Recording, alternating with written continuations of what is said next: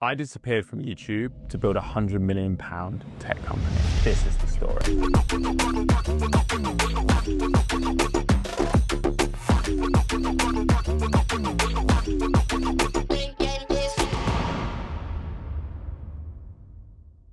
We were just walking up and down this street, just talking about what we did to make sure we didn't die in a few weeks. I wasn't just investing in the project, I was investing in Joel's journey. We were sat there and he just told me how much the company had kind of been valued at, and I was just like, yeah, fair, and just spotted him, and I was like, yeah, respect, you've actually done it. YouTube did give me everything I thought I wanted when I was younger, in terms of momentum, money, fame, a sense of progress, most importantly. I started when I was 12, I was daily uploading at 13. By 15, I had a full-time salary, and by 17, I'd moved out and it was absolutely taking off. YouTube shaped me. It required relentless focus, discipline, different level of belief, and a certain level of delusion to believe that you can actually make it. We were very proud, and we could see how over the years the quality of his videos had increased, but the main thing was that he was dynamic in the amount of effort he put in to launch and post a video every day. Come rain or shine, it was just every day. This was a time when being a YouTuber wasn't cool. I was ridiculed in school, absolutely slaughtered. There were times as a kid that were tough.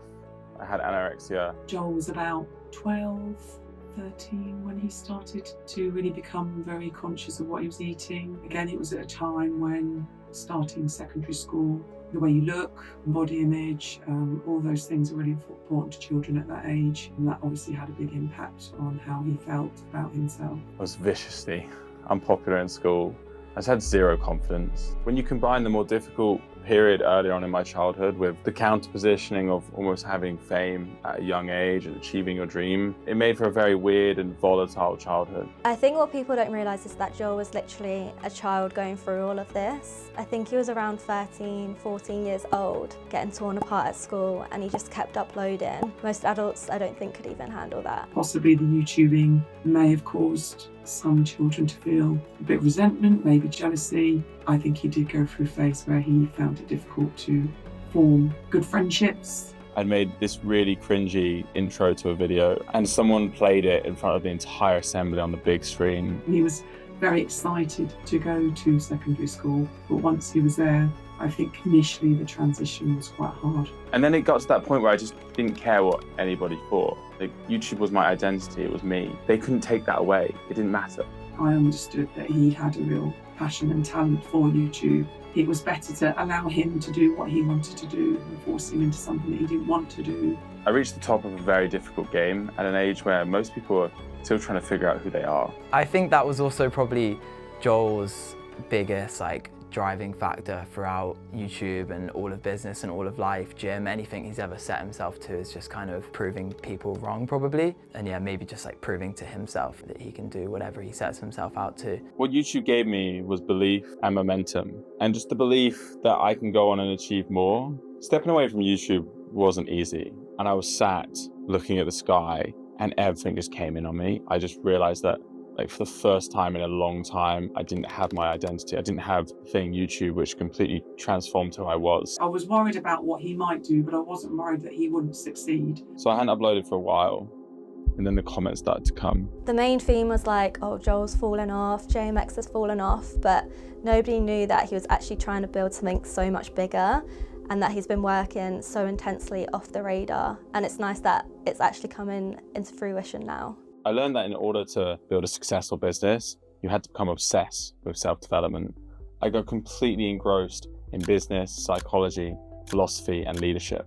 I was never a stranger to hard work. When I was a kid, I was a very high-level swimmer. I used to swim 10 times a week. I lived through years of uploading every single day on YouTube. However, everything that I've been learning about high-level business in the tech industry, I knew that this was going to be a step up from that. The grind of entrepreneurship is just a different kind of game. Not only do you have to work relentlessly, you have to carry pressure and certainty with you almost every day. He was just crazy obsessed with self-development. He'll wake up and leave his curtains closed and not speak to anyone so he can get deep work done in the morning. He's just very freakish about his routine and so many particular things. For the first time in my life, I contacted the life and business coach, Thomas, It became a sounding board for my growth. The Joel that I met initially was a teenager, very dedicated, driven teenager. I don't mean it in a bad way, but yeah, I think he was kind of all over the place. I learned that all successful people have to be unaffected by the things that they can't control. I became obsessed with the idea of taking the world's best minds as my mentors. Even if I couldn't actually meet them physically in person, you can still learn from these people. I also learned that in order to level up, you needed real life mentors. And he wanted to become not just an entrepreneur, but kind of elevate himself, his brand, the way he presents himself. And I was telling him, I said, look, you can't be walking around with a backpack that is ripped and kind of worn out when you want people to take you seriously. And he said, yeah, actually there's a backpack that I have my eye on. I think it was Louis Vuitton or something, quite pricey. And I know that he could buy that day, like he already had the resources. But what he did was, he said, you know what, this is what I'm going to do. I'm going to track my productivity for the next 3 months. And if I hit, I think it was like 95%, then I will buy myself a backpack. When you're going through a hyper-focused personal growth period, like I was, I think you're just naturally attracted to people who think and operate in the same way as you do. I met a ton of really interesting people during this time. However, one of the people that really shaped my business career going forward was when I met Will, my co-founder. Someone said this YouTuber's looking to have a conversation with someone who studied business, who's into business, and it was the dean of my uni that had suggested that he reach out to me. The first thing we did was build an app, and we were convinced this was going to become our first unicorn.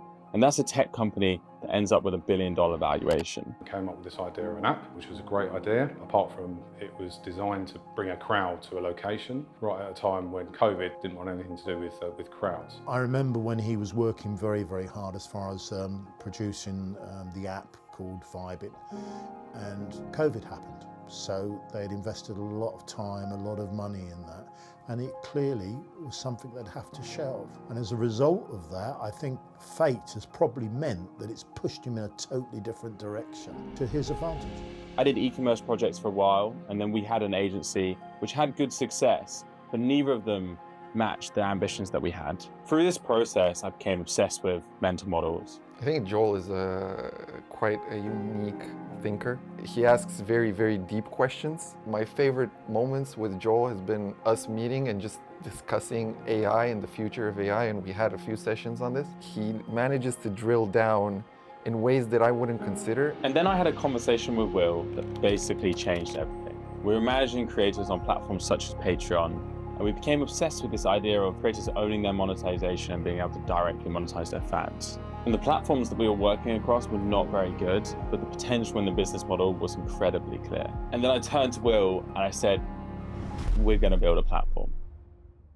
Yeah, so the first time Joel actually mentioned building a platform, I remember thinking, no, absolutely not. Like, this guy's insane. So I saw the opportunity, I saw the potential. And then obviously working closely with Joel, I saw that he was a subject matter expert in the creator economy and built a team around him that could bring the vision to life. And in that moment, Fanvue was born. As we were building in the early days, I learned the importance of structure, routine, and optimization on a completely new level. And I set new routines that I still follow to this day. I had to level up what my day-to-day looked like, and that started with a 6 a.m. wake up. I became obsessively structured in a way that's completely the opposite to my personality type. I was chaotic. You can ask my dad. Yeah, but off the record, I think he's still got a long way to go as far as that's concerned. Him being organised isn't one of his skills. But I was able to level up and really focus on becoming incredibly organised to a meticulous level. And that was just so important for me. I think it was definitely driven by some of my neurodivergence and just the fact that I had really internalized that this is what I needed to do to win. He's like the most, he's gonna hate me saying this, but dysfunctional human in the world, except for everything to do with business and his work. And he just like utilizes 100% of his brain power for only those things and reserves like 1% for keeping his room clean and like just a lot of other things. In his personal life, Joel's definitely not organised or meticulous, but when it comes to work, he is to a complete extreme. Every morning he'll wake up, crack of dawn, and organise every hour of that day. I knew if I could become a dialed-in systems thinker and paired that with the vision, creativity, and analytical nature that I got from YouTube, it would be an incredible combo. And the experience from boxing really helped me to look at being a CEO and an entrepreneur like being a professional athlete. You have to have every single system locked in. Having boxing fights, training, camps, while trying to build a business actually helped show me a whole new level of dedication and what it means. It was so intense though. For my latest fight, I actually had to train in my car park because I genuinely didn't have time to travel to a boxing gym. So I remember walking down to go to the gym in the morning and seeing him, and this was in the cold, in winter, like there with a coach, punching pads, stood in the car park. And then as Fanvue started to take off, we realized that we needed more people to join the team, more people to come on this journey with us. And that began the early process of building our amazing team. The early team members were people with the right character, not just the right experience. We really focused on finding people that believed in our ideas and were going to be relentless in pursuing them. Everything came from this obsessive idea that creators weren't being served well enough and that there was a better way. It was like very scrappy, very much, 20-hour working days, 4 hours sleep, rinse and repeat, lots of Red Bull, lots of Monster. You're ultimately 3 or 4 departments at once. Every individual was crossing over and wearing a number of hats. There was just so much to do. And all of a sudden, things started to click. Revenue was growing, momentum was here, new team members were joining, creators were flocking to the platform. Things were starting to work. Yeah, everything was going absolutely amazing. We had so much momentum behind us and we were going from strength to strength every single day. And it's extremely exciting because it's all coming together. Finally, the late nights, the hard work, the overthinking if this is the right thing, if this is the wrong thing, the debates, it starts to make sense and it's clicking and it's happening. And then everything started to unravel. We had some major events which were completely unexpected that led us to just losing large amounts of money. Our growth slowed and then stopped completely. The things that were giving us success before just completely stopped working. And this went on for months and months. And we actually really began to approach bankruptcy. I personally was kind of terrified in a sense, thinking, I've given up all this job security, etc., to come and work for this amazing idea, and you've got this kind of terror about you. Despite the fact everything was going incredibly wrong and it really did seem like there was no light, in my mind it was just non-negotiable that things would work. But you do question that optimism. We'd heard and read about this happening to other companies, but nothing prepares you for when it actually happens to you. Everything that you've poured into this is now at risk. And you know that every single decision that you make is going to have massive consequences. We had to take some really, really hard decisions just to stay alive. He didn't always probably tell me how bad things were because he didn't want me to worry. There was obviously some very low times as well as good times. Again, as a parent and a mother, that is really worrying. Even in that situation, he'll never speak negatively or go into a downward spiral. He'll go immediately into problem-solving mode. We cut everyone's salary, and somehow, and it makes me emotional just even to say this now, but not a single person quit. I was there for just a few weeks. I hadn't even gotten my first salary yet, right? And I was already taking a pay cut. And I had a difficult decision to make in the sense of, okay, what am I going to do now? But it wasn't difficult. That was the funny bit, because I looked at the team and I was like, these guys are incredible. We're gonna find a way. We're gonna find a way to get out of this. There's no doubt that's one of the most defining moments of my life. It's when shit hits the fan, the chips are down, when you really see how bought in everyone is around you. And while all this is going on, you can't shake the voice in your head, which is just whispering that every ounce of effort that you put in very well could amount to nothing. And this was when everything that I've read on stoicism, business, mindset truly counted. It's actually not that hard to be dialed in when everything is going well. But how do you do that when everything is burning? We booked in this trip to Spain. We turned up and the villa's aircon had broken and it was during the Spanish heat wave.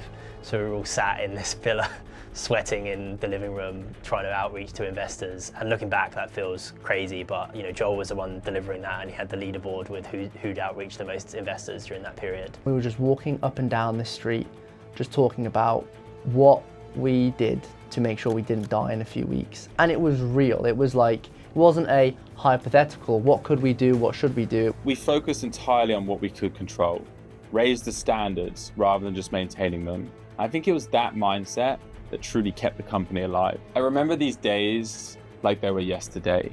What you expect from an entrepreneur during that time is to stand tall, to remain focused, and to rally the troops. And I saw Joel do all of those things, which obviously gave me great comfort as an investor.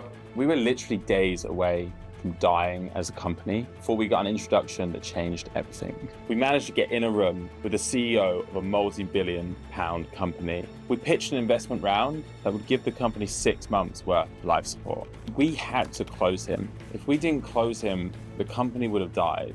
If we didn't close him, I wouldn't be sat here.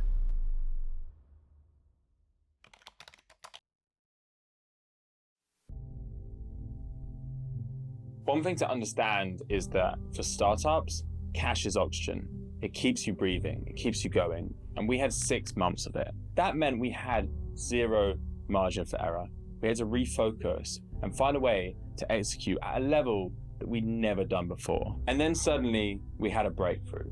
We found something that worked. Momentum had returned. And one of the things that I was most proud of, and still am most proud of, is the way that the team came together to solve this problem and get the business and get each other through that time. And we haven't looked back since. We've now had 26 consecutive record months. The team has grown well past 100 people. We've had recognition as Europe's fastest growing startup, as well as being awarded Sunday Times Best Place to Work. The journey that we went on from that point up to where we are now has been like riding a rocket ship, you know, and seeing everything that you're seeing is completely new and fascinating. We were sat there and he just like told me how much the company had kind of been valued at, and I was just like, yeah, fair, and just like spotted him, and I was like, yeah, respect, like you've actually done it. But I know to him that's just like the tip of the iceberg, and he has this huge like goal in his head, and it's probably gonna go even higher when he gets like halfway there. We've been hyper-focused at building a company culture, which is a competitive advantage at scale. I've learned so much during this period of growth, but I'll try and summarize it down to a few key points. The first one is, when you're building and building fast, you're gonna have plenty of fires. And you need to be very deliberate about what fires you allow to burn and which fires you focus on. You need to only focus on the fires that are actually gonna burn you to the ground. What I mean by this is you can't allow problems to paralyze you. And you can't expect all things to be perfect. You need to focus on the high leverage points. Momentum can be quite an intangible thing, and it's a bit more of an art than a science, but it's one of those things that is critical to achieve, and once you have it, you can't let it go. Your life will turn out pretty good if you start dramatically increasing the pace of your actions. And the final one is that people and culture are everything. I guarantee you that you'll never fail to underestimate that fact. Through this journey so far, it's impossible not to just feel an immense amount of gratitude for the team that stood firm through the hard times and the people joining this journey now. I can't give enough credit to Joel in terms of his attribution towards that achievement for all of us, like, and myself especially. So yeah, Joel's kind of taken me under his wing on many occasions. That's huge. It's an incredible thing to be part of. For my girlfriend, who's lived through every high and low right beside me, There's just one thing about Joel, his energy and his drive and self-belief is so contagious that it ripples through the team. I'd say Joel's pace of life is very fast and very non-stop. I like to think that I help him wind down and prevent him from burning out, even if that's just encouraging him to play a game of Uno on holiday rather than thinking about work. And ultimately, I'm grateful for the opportunity, challenge, and experience of getting to build a company like this. It really feels like we're testing the art of what's possible. Being 27 years old and being able to build and lead a company like this with over 100 amazing people alongside us and 100 million in revenue, it's an incredible experience and one that's just getting started. We're all extremely proud of where we got today, but there's this kind of desire and burning within each of us that's like, we can do more, we can push it further, right? And it's how can you go to the next level, how can you achieve the next step, how can you like go further than anyone else has gone before. This all matters because I genuinely believe that the world needs what we're building. Becoming a creator completely changed my life, and so if we can help more people do that, then this is worth doing. I don't think we're ever going to reach the ultimate goal because we're going to get close to that 10 billion mark and then we're going to increase it. We've never arrived, we're constantly kind of pushing, and that's how it feels now. And personally, I'm still immensely underqualified. And that doesn't come from a place of insecurity. That's just the objective truth. I think that's actually one of the hardest things of being a founder of a fast growth company is you are unqualified and you do have to grow at an insane pace just to keep up. 8 years later, we still work together and we still have those conversations. What can I optimize? What can I do? What can I do better? I stayed silent for years because I wanted to build first and explain later. He'll just throw himself into the deep end, no matter how much ridicule you're probably going to get, and that's probably why he is where he is today. The journey from him being a YouTuber to now is incredible. He's gone from being in front of a camera all the way through to building a multi-billion-dollar business. If he asks like his 15-year-old self what he would have dreamed to achieve in his life, he's probably achieved like all of that at this point. I do feel he has really matured. He's calmer, he's more patient. Obviously the pressure of running your own business and what he's achieved, has been an incredible amount of work. He works really, really hard. I really want to show people what it truly takes to try and build a multi-billion-dollar company and try and give some wisdom and lessons and help people learn from my mistakes. Teachers didn't always believe in Joel. I think there were some teachers that felt that he was just going to go off the rails. There was some real negativity from some teachers, but I'm really glad that he's proved them wrong. The final thing that I'll end on is something that I've been pretty consistent with, and that is just to believe in yourself. Thanks for watching. This is just the beginning.